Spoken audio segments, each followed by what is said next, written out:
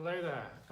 So I am just going to do a quick live video. I've got a fairly generic exercise that one or two patients need to be doing at home, and it's a lot of the time it's easier if I just film a video and send it to them. Well, actually I thought I might as well just do it as a Facebook Live and then send the post to them afterwards.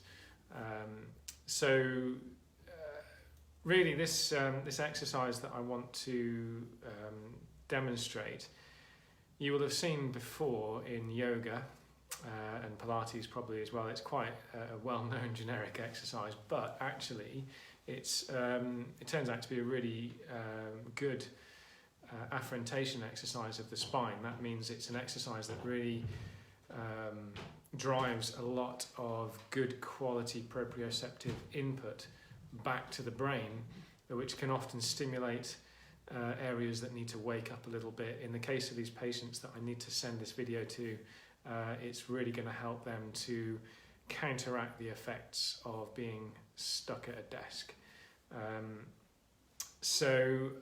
What I will need to do is get on the floor and show you how it's done. It's a bit of a sort of systematic process to go through this exercise, but it's nothing complicated. There's just a few key things to bear in mind. What I'm going to do is just take you down onto the floor then, so follow me. I'm just going to set you down there, and hopefully you guys are going to be able to see what I'm doing, but also you'll be able to hear it. I don't know how good my microphone is, but we'll see. I'll try and get myself into a good position as well. So the patients that I am sending this video to, they're desk workers. They are doing an awful lot of sitting in, obviously in flexion, and also tucking their tailbone under. Their sacrums are being pushed underneath and compressed, and they're losing a lot of the compensatory curves through the rest of their spine.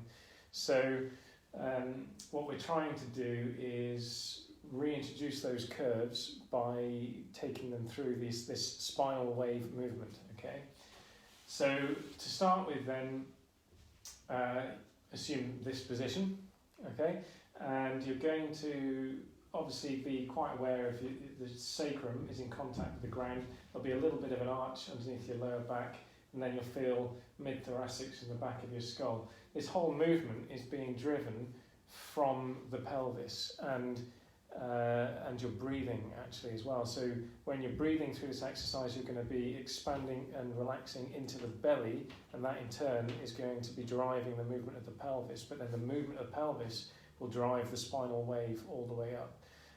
So to start with, we're going to leave the arms entirely out of the equation, and if you just watch now as I take a deep breath in, and I've expanded the belly, and you'll see that it's created the arch in my lower back, okay, so I can get my hand under that gap. I've tilted forwards on my pelvis, okay, and I'm just going to move from that point now. Exhaling, I'm going to be dropping, if I can, one vertebrae at a time, and just watch what happens to my head as I do that. So I'm not actively moving my head or my neck, but because I'm going through this motion with my pelvis on the floor, and because the back of my head is on the floor as well, it is obviously being pulled and pushed into reflecting the movement in my cervical spine, the same movement that's happening in my lumbar spine, okay? But I'm talking, so it's difficult to show you how it really should be done, but I will shut up now and just watch as I breathe how it unfolds. So taking a deep breath in.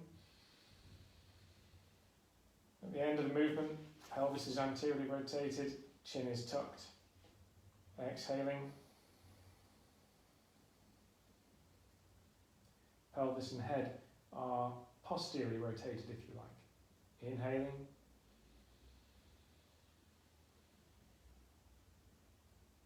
And exhaling.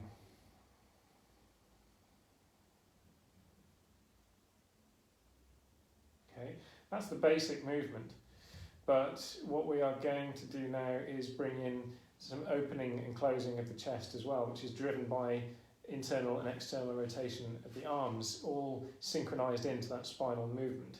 Okay, so just watch, I guess. So just take a deep breath in. The arms externally rotate and help to open the chest. Shoulder blades will pinch together slightly. Okay, at this point, the belly will be full of the breath. Okay, and then exhaling, the opposite will happen. You'll internally rotate.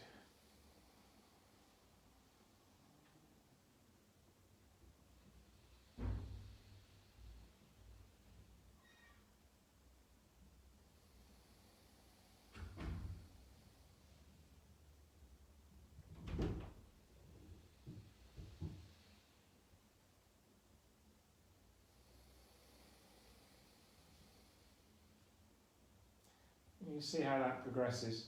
Nice even rate, moving with the breath, so it's one breath, one movement. Rolling over the sacrum, rolling over the back of the head. Lumbar spine and cervical spine, through necessity, have to mirror each other, and in doing so, we are reintroducing good spinal movement and creating an awful lot of stimulus for your cerebellum, which is going to create an awful lot of output. So a lot of muscle imbalances will happily resolve as a result of just creating that feedback. This is also a bit of a precursor to going up into a bridge posture. So you can, in fact, at the sort of exhaled end of the movement, you can actually continue to push up into bridge, which will change the head orientation slightly, but you don't have to go into a full bridge unless I've sort of instructed that that might be something that's worth you doing. For the patients I'm making this video for, actually, it's just about going through this spinal waves motion, and later on we might build bridge posture into it for them. Additionally, let's just get you back up here again. So it can also be done in sitting as well. So obviously if you're in the middle of your office job and you don't really want to hit the deck and start doing a spinal waves movement and getting people wondering what on earth you're doing, you can actually just achieve a similar thing either standing against a wall, in which case I wonder if I can actually, it all depends on whether or not you can still hear me, but if I go and stand over here, maybe I'll just shout at you.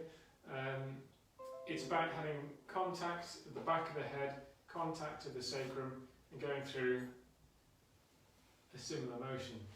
It can achieve a very similar effect, but it's not as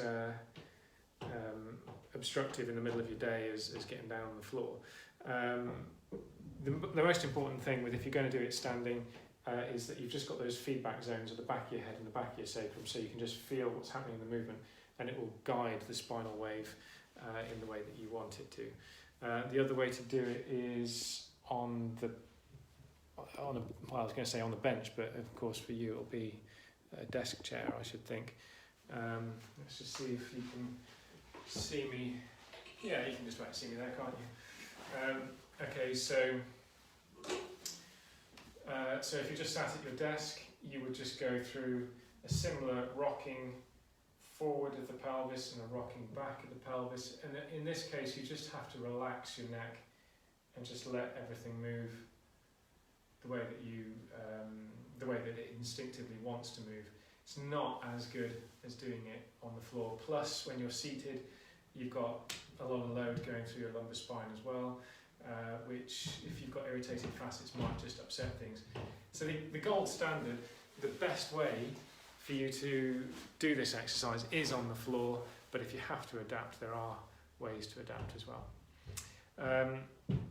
So it's not a massively complicated movement. It should be pretty straightforward.